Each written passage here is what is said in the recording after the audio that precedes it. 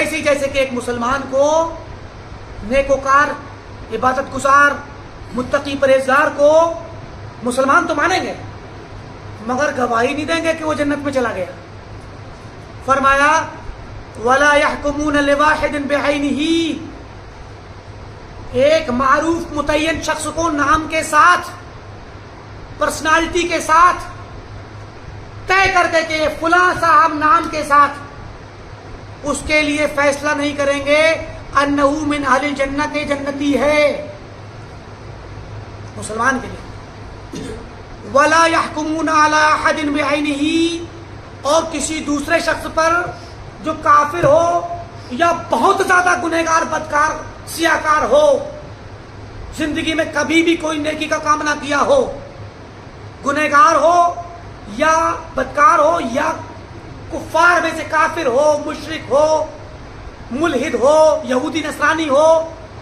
مر گیا نام لے کر کے نہیں کہیں گے انہو من اہل النار کہ وہ جہنمی ہے، نام لے کر کے نہیں۔ مرنے کے بعد کسی کے بھی نام کے لیے نہ تو نام لے کر کے آپ اس کو جنتی کہیں گے، نہ نام لے کر کے اس کو جہنمی کہیں گے، بلکہ مرنے سے پہلے پہلے تک کے حالات جو آپ جانتے ہیں، یہ مسلمان تھا، اس کو مسلمان مانیں گے، دعا کریں گے اس کے لیے دعائیں مغفرت کریں گے، جنت کے داخلے کی دعا کریں گے،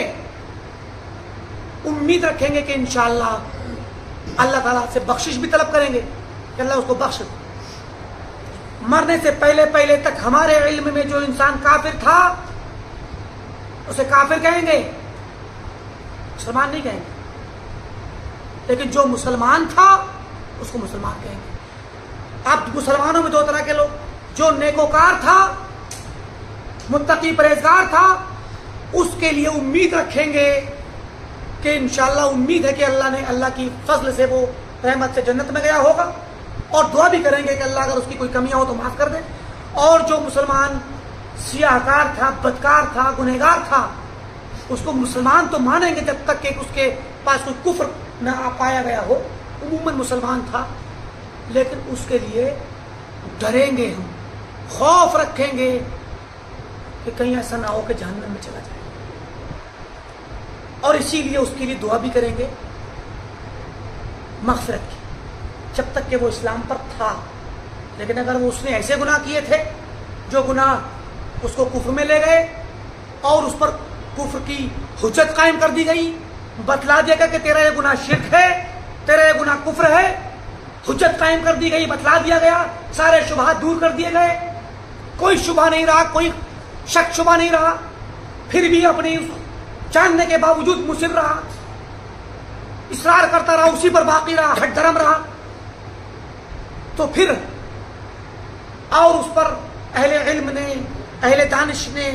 اور علماء نے اس پر فتویٰ بھی لگا دیا کہ یہ کافر ہے کفر کی وجہ سے،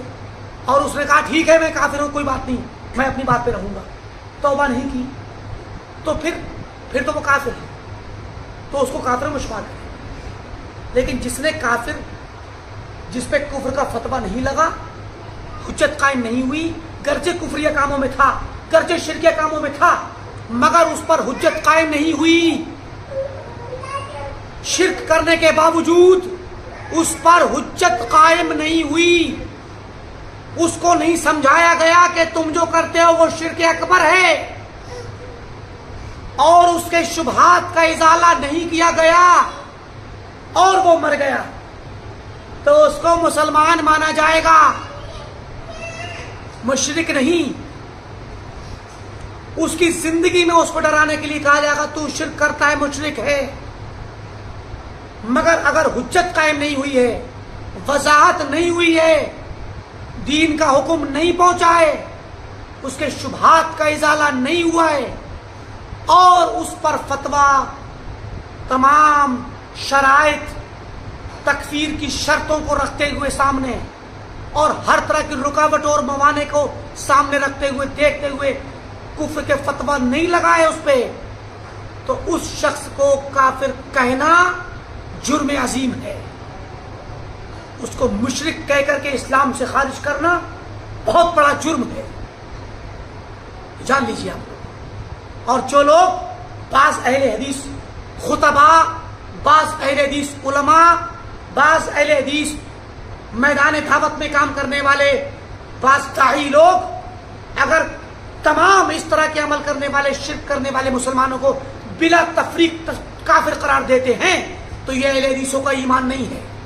یہ اہل حدیثوں کا عقیدہ نہیں ہے، غلط تفسیر ہے وہ عقیدے کی،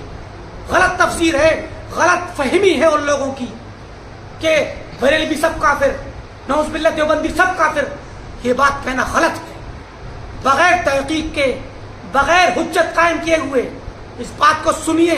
سمجھیے اور اس کو لے کر کے جائیے اس پیغام کو کہ بغیر حجت قائم کیے ہوئے کسی انسان کو کافر قرار دینا جرم عظیم ہے. حدیث میں آتا ہے من قال لاخیہ یا کافر فقد باء بأحدہما، اگر کسی شخص نے اپنے مسلمان بھائی سے کافر کہا، اس کو کافر قرار دیا، تو اس لفظ کا حقدار، اس لقب کا حقدار یا تو وہ کہنے والا ہوگا یا وہ شخص ہوگا. اگر صحیح کہا ہے تو وہ حقدار ہوگا اور غلط کہا ہے تو فقط رجع الی قائلہ، وہ لفظ لوٹے گا اس کے کہنے والے پر، کہنے والا خود اللہ کے یہاں کافر شمار ہوگا.